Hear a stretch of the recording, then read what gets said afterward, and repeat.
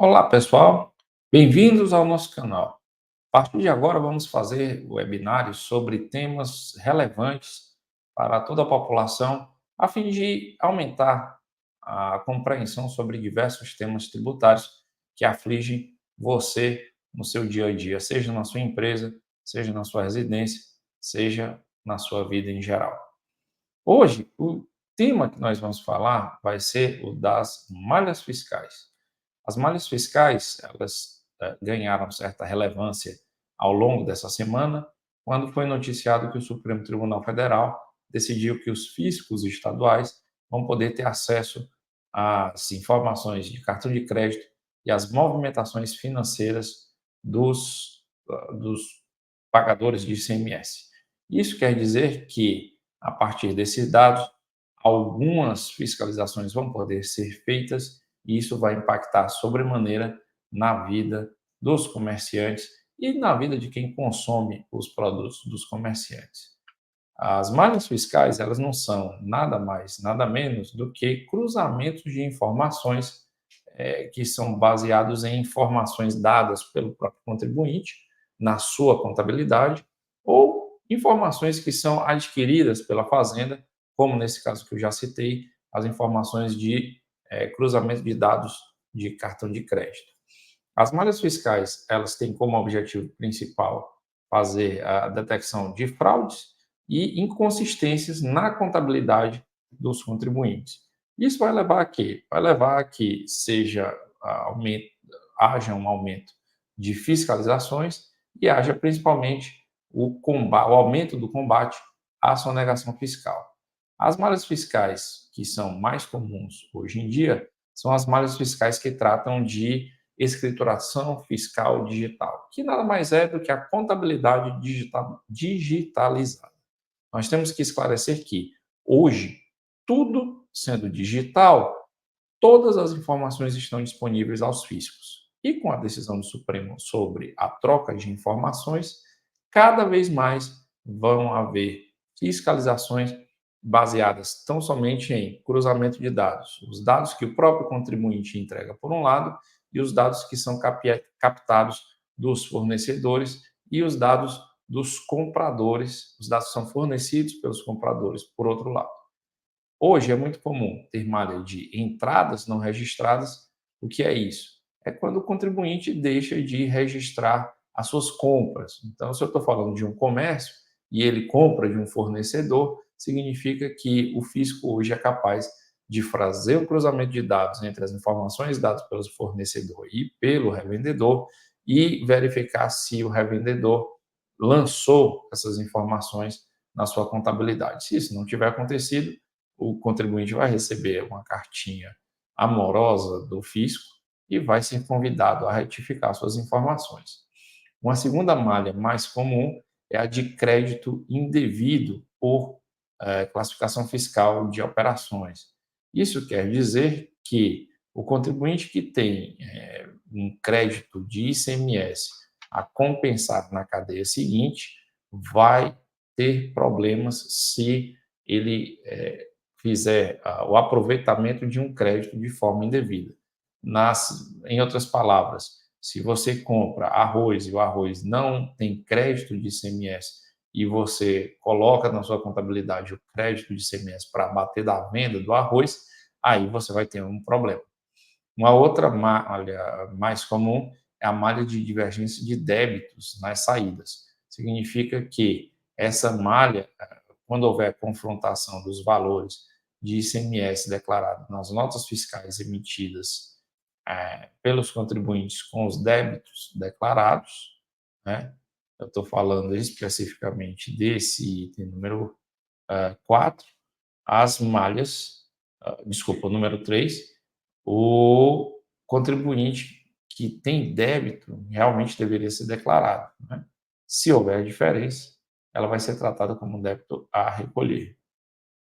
A número 4, eu estou falando das malhas de saídas não registradas, aquela clássica, aquele clássico caso em que o contribuinte faz compras, o fornecedor emite as notas das compras e o revendedor não registra as notas de saída. É muito comum que isso aconteça e o fisco vai detectar, com um simples cruzamento de dado, essas omissões na escrituração. Isso não quer dizer que haja sonegação, tá? Isso quer dizer que o contribuinte pode muito bem não ter recebido a nota, não ter lançado a nota, houve um erro de digitação e ficou uma informação perdida. O quinto ponto, que é a malha de divergência de créditos entradas, vai verificar se o contribuinte está aproveitando corretamente os créditos de ICMS de nota fiscal de entrada. Né? Significa que os créditos de entrada, quando o revendedor compra do seu fornecedor, têm que estar devidamente lançados. Se houver erro na contabilidade, vai haver aí a possibilidade de você ser convidado a prestar esclarecimentos sobre por que houve divergência entre a saída lá do seu fornecedor e a entrada no revendedor. E, finalmente, o ponto 6, que eu diria que é o ponto de maior problema, que é a malha de saídas mínimas esperadas. Ela vai detectar possíveis indícios de omissão de receita ao comparar o percentual acumulado nas saídas líquidas com as entradas líquidas ao longo de 12 meses. E nesse ponto, eu quero deixar bem claro o seguinte: a fazenda ela está considerando que em 12 meses, no período de 12 meses, as saídas esperadas do contribuinte não pode ter uma diferença de 20% em relação às entradas. A meu ver, isso significa que o fisco estadual está buscando fazer uma espécie de congelamento sobre as saídas esperadas, ignorando fatores econômicos, como o aquecimento ou desaquecimento do mercado. É claro que se houver mais saída do que entrada, a gente pode estar falando de um estoque paralelo, mas também pode estar falando de um estoque que está lá presente e que teve a sua saída. Da mesma forma, se havia compras e se foi feito um estoque por baixa de mercado, por falta de aquecimento do mercado, o que pode acontecer é que as saídas efetivamente vão ser menores que as entradas por questões econômico-financeiras. Nesse ponto, não cabe, a meu ver, um engessamento por parte do fisco. Nós estaríamos levando a uma outra situação já conhecida dos advogados tributaristas, que é a substituição tributária. Voltando ao movimento, seria uma nova forma do fisco tentar alcançar fatos geradores com valores específicos, congelando esses fatos, fazendo com que o comerciante ele não tenha liberdade de vender mais ou menos conforme as suas saídas, ou formar estoque em face das condições econômicas específicas. Nós temos que falar também que essas malhas fiscais funcionam automatizadas, quer dizer, os cruzamentos de dados eles já são parametrizados nos sistemas e a partir daí é feita a verificação pelos auditores fiscais.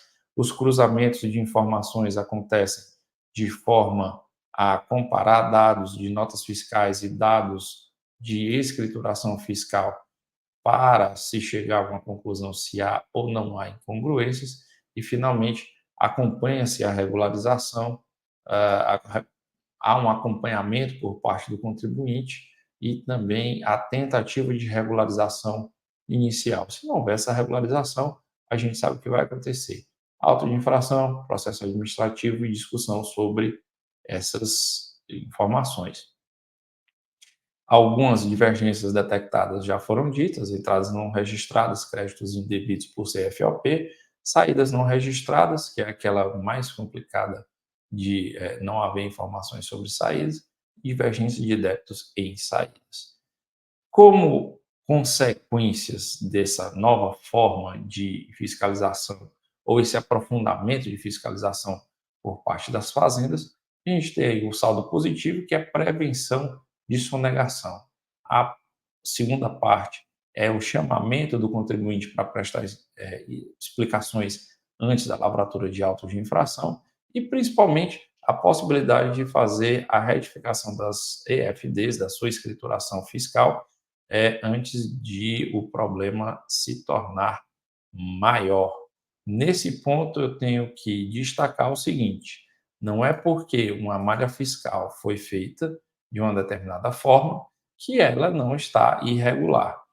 Mais uma vez, o Supremo Tribunal, que chancelou a possibilidade de troca de informações entre, ou na verdade, de envio de informação entre fisco e bancos, é o mesmo Supremo Tribunal Federal que disse que o envio dessas informações está sujeito a um procedimento e que se o Estado não obedecer esse procedimento, essa troca de informações ela é ilegal.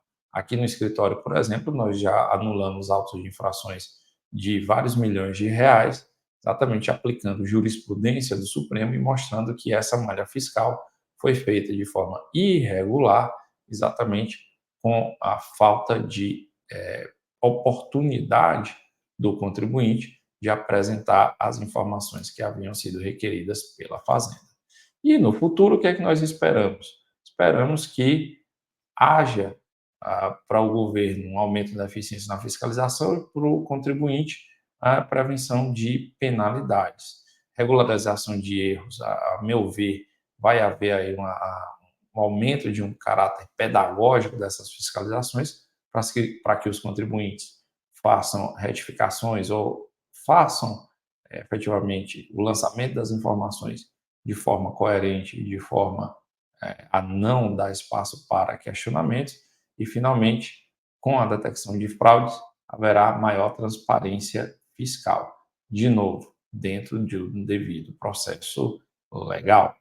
Finalmente, futuros das malhas fiscais, nós temos maior uso de tecnologia e inteligência artificial, existem vários projetos e em andamento quanto à necessidade de uso de inteligência artificial para aumentar a efetividade dessas malhas fiscais e uma interconectividade global, significando que essas trocas de informações podem se alastrar entre diferentes países, mostrando aí que o futuro é investir em prevenção, em auditoria e principalmente, fundamentalmente, em retificação de equívocos antes que eles sejam descobertos. Nossa palavra final é a seguinte: todos os erros e todos os acertos já estão em poder do fisco. É só uma questão de tempo e cruzamento de dados até que o fisco descubra o que aconteceu. Vamos lembrar que, com a digitalização das notas fiscais, da própria contabilidade, todas as informações já estão disponíveis para a Fazenda Nacional, Fazenda Federal e Fazenda Federal, Fazenda Estadual e Fazenda Municipal. O que está faltando é aumentar o volume de processamento de dados. Daí, reitero, o ideal é fazer planejamento tributário, é fazer retificações antes de serem tornados autos de infração, para que o contribuinte tenha uma vida mais tranquila nesse ponto. E se você gostou desse conteúdo, siga o nosso canal, compartilhe, deixe o seu like e deixe o seu comentário sobre o tema. Era isso que nós tínhamos por hoje. Convidar mais uma vez todos a seguir o nosso canal e ficar à disposição nos comentários para quaisquer dúvidas e conversas sobre esse tema.